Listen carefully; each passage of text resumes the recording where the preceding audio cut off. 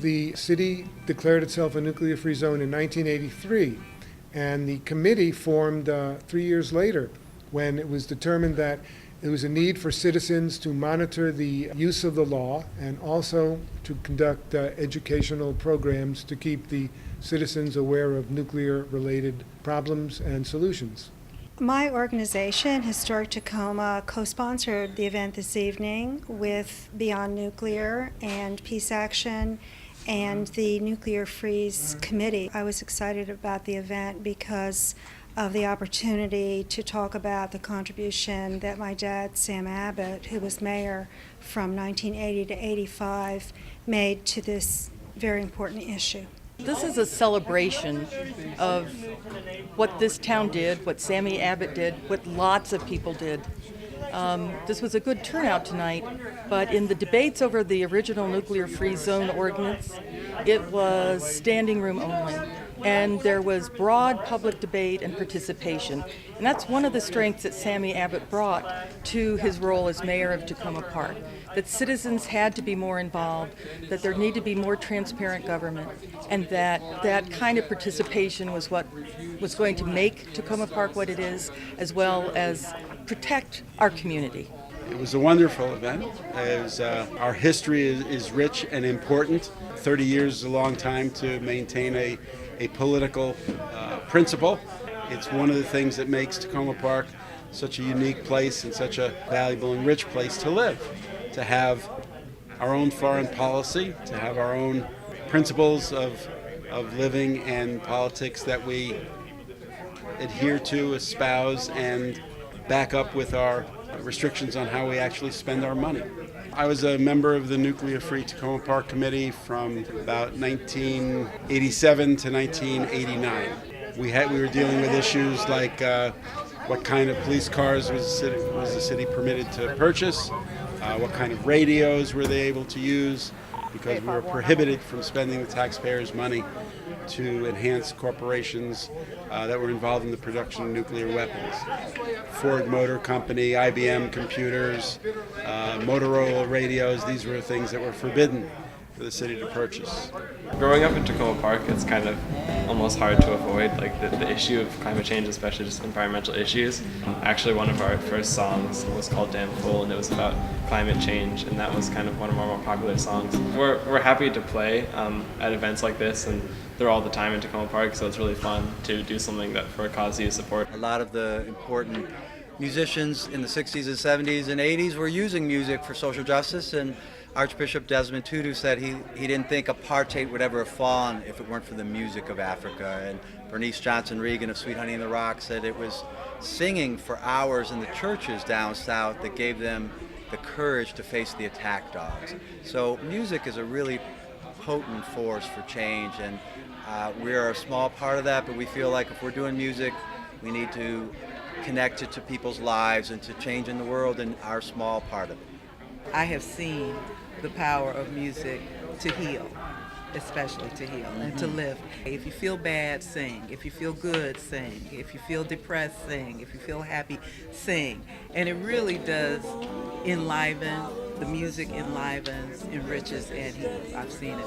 It's been said that art is bread for people. People are starving for real food, and there's not enough of it in the world, and we just find ways to bring it out there however we can. We think we know how powerful music is, but we really don't. It is mind-boggling. There were two major issues spoken of this evening. One is the need to prevent nuclear war. We saw a terrific documentary from the Marshall Islands which showed the human devastation of testing and experimentation. It's painful but always good to be reminded that these are devastating weapons, and the point was made that younger people who don't remember the bomb shelter drills that people of my generation went through, or even remembering the nuclear freeze movement of the Reagan years, consider nuclear weapons sort of part of the wallpaper, the furniture of our times, and they don't really question it. It's kind of a buzzword for going to war, weapons of mass destruction, but let's look at the thousands and thousands of weapons that so many countries in particular, unfortunately, our own country, which is the number one in nuclear arms, has. The second point this evening was the connection to nuclear energy and the issue of nuclear waste and the transport of nuclear waste came up, and also the fact that some of the components for nuclear energy are transferable to nuclear armaments, which of course has been a subject in the news recently. We're in a situation where the nuclear-free zone, entering its 30th year, needs to reinvigorate the act. And the reason is that we are now faced with problems involving nuclear waste and nuclear power. As such, the city has divested itself from all nuclear-related energy and is now totally wind power. So we're evolving from just enforcing the nuclear-free zone ordinance to going further, involving not only nuclear weapons but nuclear energy. And there's a possibility that high-level nuclear waste might be transported through our city. This is something that has been dangling over us for 30 years. It hasn't happened yet, but now the Congress is considering passing legislation to allow it. So we still have to be on guard. The situation is not completely safe. Of course, there's the total waste of hundreds of billions of dollars in keeping the nuclear weapon industry going, refurbishing old nuclear weapons so they can be used again, when the fact is that our hard-earned tax money should be used for other things than for reinforcing a warehouse of a stockpile of nuclear weapons that can never be used. If they are ever used, it's the end of the world. We live close to the Capitol. We are in ground zero if there ever was a nuclear attack. We are spending our hard-earned tax money, as are the rest of the country, on, we're forced to spend it on issues that don't benefit Takoma Park, don't benefit the environment. We need to focus more on getting rid of nuclear energy and work more on getting environmentally safe energy sources, renewables. Living in a nuclear-free zone is not a joking matter. It's very serious. It's very positive. It helps inform and educate the public, and it helps people learn how to live their principles in life. I don't care what your age is, whether you're young, whether you're old, because there's so many ways to get involved in any community, but especially in Takoma Park. And so I think that individuals need to look at what really speaks to them. For many of us, it has been the nuclear freeze. But there are other issues, too, in terms of, for example, we also had passed the sanctuary city as part of the sanctuary city movement. But there are other things, whether it's from the library issues to the city budget to transportation and traffic. There's so many ways. You have to contribute in a way that speaks to you as an individual, whether you're a mother, a parent, a young person, somebody 16 who wants to vote. There's just so many opportunities. And unless we really engage people and have this kind of community activity, then we're apt to wilt on the vine. And so I would encourage people, whether it's a nuclear-free zone or something else, to get involved. We have 2 vacancies on our committee, the Nuclear-Free Takoma Park Committee, and as I say, we've branched out from just nuclear weapons-related issues to energy issues. And if you want to be safe, there's nothing like keeping nuclear waste off the roads, rails, and shipping it through our city. So I think people should be involved because it's to their own best local interests.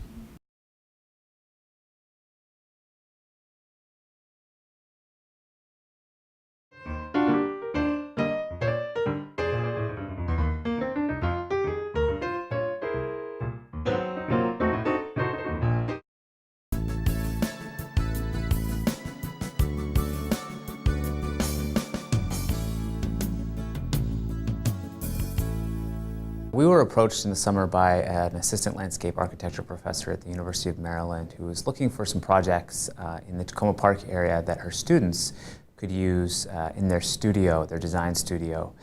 They were looking for a small public space that might have some landscape potential, some areas where some improvements could be made.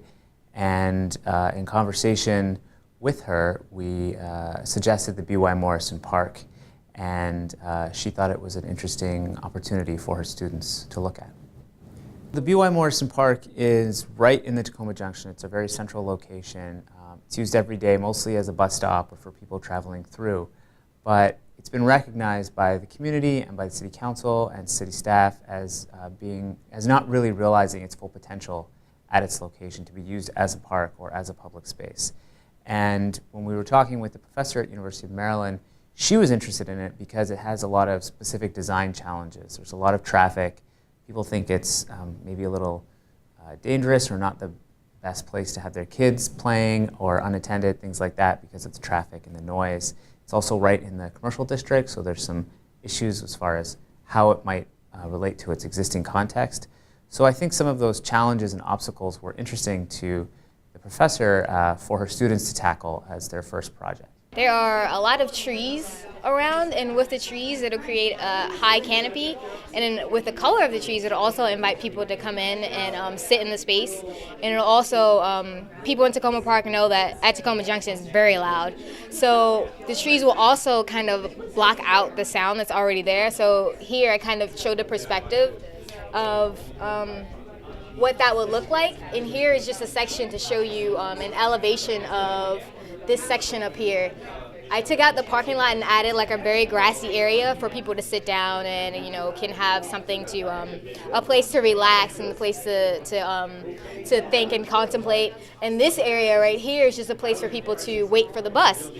And so with the trees, you can see outside of the trees, so you can see when the bus is coming this way, you can see the bus coming this way, and it's easy to just navigate between each area. They're a wonderfully creative group, and when I started talking about the project with Roz and Erkin, they made it very clear to me that they wanted ideas, and that Takoma Park, they had tried to do a lot with this particular space, this tiny little park, and that they just hadn't gotten much traction. And so they were wanting ideas. And so what I'm hoping from the students is that they bring a lot of the creativity that they've already shown me to this project, and that they propose a huge array of options, both on a formal level, so what shapes and features the park would actually have, but also to really think through a lot of the possible activities that could take place there. And some of the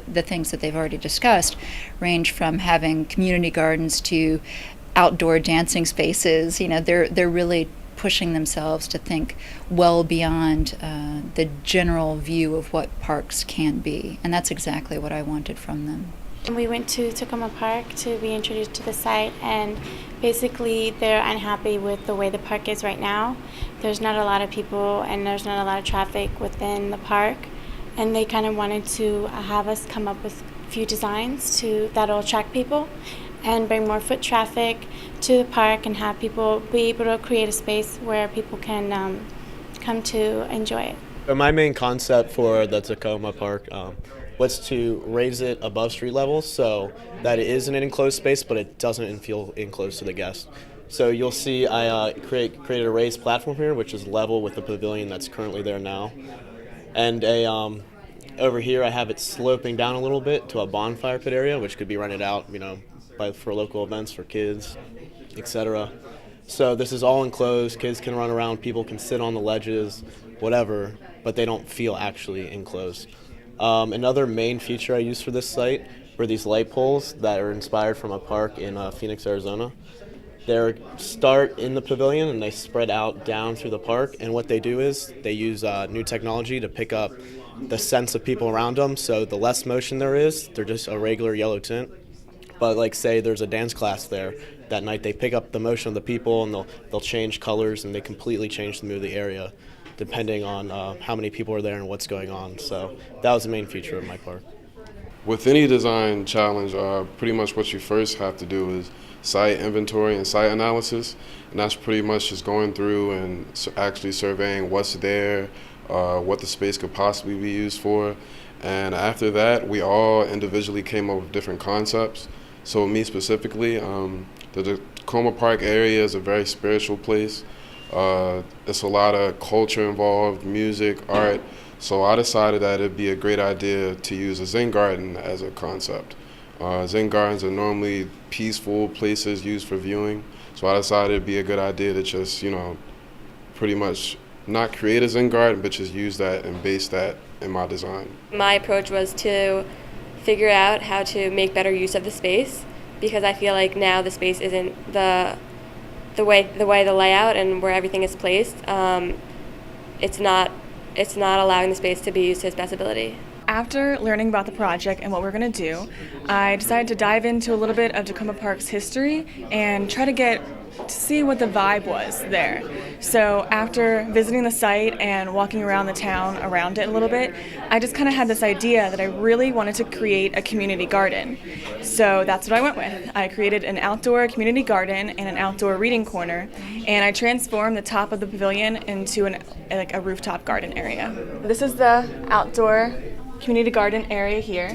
The little pieces all around are different planting beds that would be used to plant fruits and vegetables, because I want to have them be edible so that people are able to grow their fruits and vegetables right there and then walk underneath the pavilion and be able to wash them right there and eat around the garden. And out here, when you follow this path, you get to this outdoor reading corner. And located right here is a little free library, and it's a pretty simple process. Basically, take a book, leave a book, and it just kind of gets the community to be able to come together and share reading with each other. The students produced 20 different concepts, 20 different designs. Each student produced their own design, and they're all very different. And what I think is interesting about them is that they each offer different kinds of ideas or opportunities for the BY Morrison Park space. Some of them are just one specific idea, like the edible bus stop, which I think really ties into the Takoma Park Co-op across the street and interest in the community for more sustainability and food security and things like that. Some of the other ideas deal with the use of the public space for gathering, like dancing or art, or as a playground even. And so I think all of these different ideas really help to start a conversation in Takoma Park about what this very integral space could be used for in the future, or how it might be used differently. They're beginning design students, and so they haven't really built the creative flexibility to think through all of the options at a really quick pace. That's something that comes along later.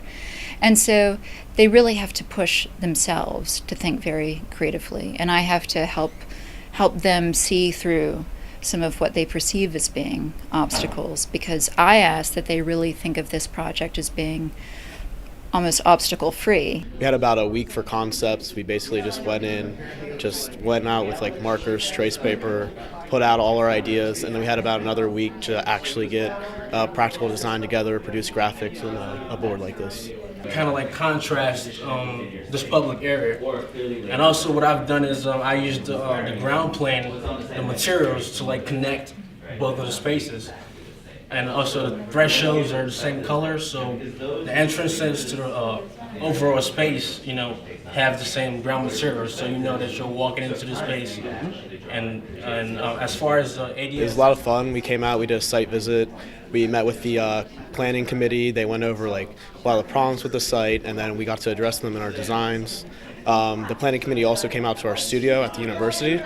So they saw what we were working on, made some suggestions, and then they also came out for a final critique, and we got to present our final project to them, so that was a lot of fun. I think maybe the kids could get some inspiration for artists or musicians or anyone, so they would just communicate with each other.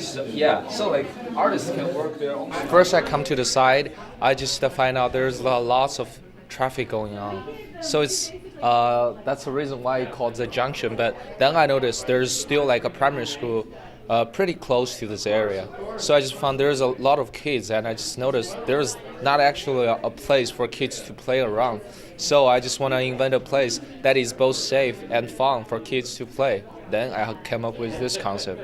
I want to show the musical aspect of Takoma Park, because I hear they have a deep love for music. So I wanted to incorporate a musical theme throughout my space. So the paths are winding throughout the park area, and I have a small section for the children to be able to play in. And there's like a kind of like a winding bench that goes around the area.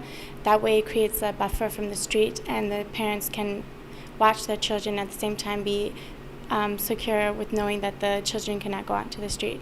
I think it's just a matter of there being real logistical issues with this site. It's a very challenging site. It sits right in the middle of a major intersection.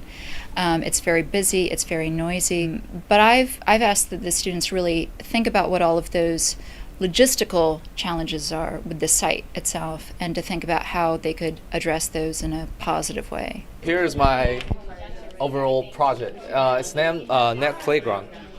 It seems like it's a place for kids, but it's not only for kids. So for this area, it's like a net structured playground for kids like to play around. They can just chasing each other on the ground, or like crouch down, like crouch around in the net area. And for this area, it's more likely a design area for kids, for artists, or for musicians. Because in here you can see that here's like a place for everybody can just stand up to do like a singing, like to sing a song or act a short brief stuff. That's all available here. And for this area, like the local artists, they can do whatever they want, like some straight print or sculptures near this area, or an area for kids to like craft their own stuff or their own playground besides the net playground itself. So, and also in the gazebo, I just changed the Takoma Junction itself into a place for like old people to telling story for like kids, and also like kids' parents can waiting for the kids around this area, like having a cafe and have a conversation with each other. So in this area, like kids can meet artists, musicians, and all the local people. So they will have communication and they can just help each other to get better. So this is like the junction in a better version. It was fun. It was very hard to figure out how to take ourselves kind of out of Takoma Park and put ourselves in the feet of people in Takoma Park, and not necessarily what we personally feel about it, but what others feel about it, and how to incorporate the history into it, and how to incorporate aesthetics into it, and how to get different communities into it, as such as the market that's there, how to get them to come into the place and utilize the place. So it's kind of fun to figure out those things and how to connect them together. My concept was basically taking the term Takoma Junction and taking the word junction and taking it very literally, in that I made all these intersecting pathways throughout my site as a way to connect everything in the site. Because right now, one of the problems is that everything seems very disjointed and nothing seems to flow together. So that was one way of solving one of the problems with the site. And so within all these different spaces that I made within the site, creating the pathways, I have different uses, different features that could be interchanged, they could be moved. So one thing about my design is that it's very versatile. And so I listed a few alternate features that I didn't illustrate here, but I just wanted to explain that there are many things that could be done with my design. But this is a layout that I have, including a food stand, a fountain, a little like a memo station just for flyers, and a rain garden, and this little forested area here for people to relax and kind of try to block out the sound from Ethan Allen Avenue and Carroll Avenue. So this is basically my concept.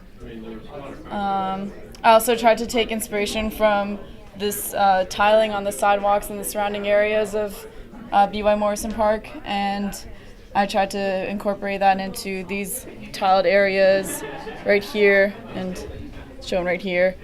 And also the pathways are all made of some sort of slate and stone that would be colored, also taking inspiration from the mosaics. The site appears to be much smaller than it actually is, and it's also very disjointed and nothing seems to flow together. So I wanted to create these intersecting pathways, but then in between all these pathways I have different spaces that can be used in several different ways. That also makes my design very versatile in that you can put so many different features in the site. But for example, I included a rain garden, a fountain, some food stands, seating, benches, stuff like that. It's kind of hard, but it's really fun. I really enjoy the process, like to do all the steps all the way to here. Yeah, it is a conjunction, but it's not only a conjunction for traffic. It's also a conjunction between the children, because everybody knows children is like our hope. So it can inspire most of us. Don't just they normally like people teach children, but children can also teach us something. So it's not only a playground. It's also like communicate with, like, for example, like for old people, like they will tell a story in a gazebo.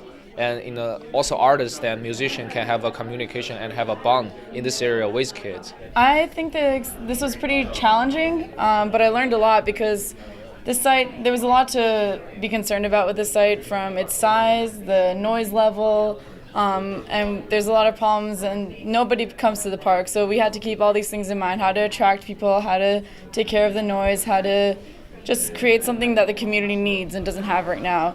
So I thought it was really interesting. It was a really interesting process for me to take all those into consideration and do my best to solve all those problems. The experience was definitely a challenge. It was our first real design piece, so we were kind of thrown right in there and given a lot of creativity. So it was definitely challenging, but it was a lot of fun and very worthwhile in the end. Well, right now, the city doesn't have any dedicated funding to making any improvements on the park. And the next step really is just to continue the conversation.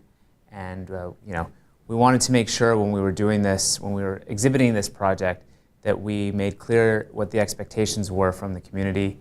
As I mentioned, there is no plan really to take any one concept and move it forward. But I think that there may be an opportunity for some of the interim or sort of short-term suggestions that came out of these concepts that could be implemented in the near term if the City Council and the community are interested in doing that.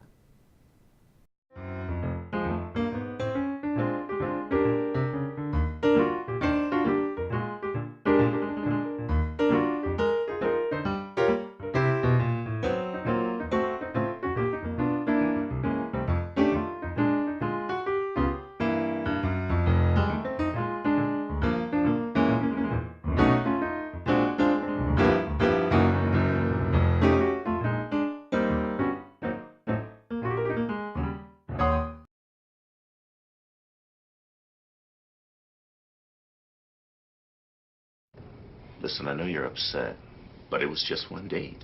And dating's like the stock market. There's ups and downs and ups.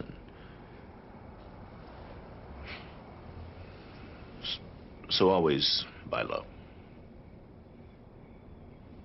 You don't have to be perfect to be a perfect parent. There are thousands of teens in foster care who would love to put up with you.